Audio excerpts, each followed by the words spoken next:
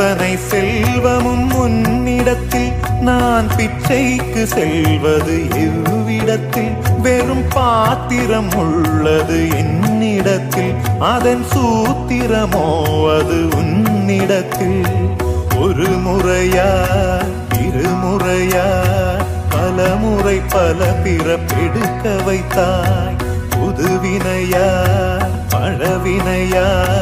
கணம் கணம் தினம் என்னை துடிக்க வைத்தாய் பொருளுக்கு அலைந்திடும் பொருளற்ற வாழ்க்கையும் துரத்துதே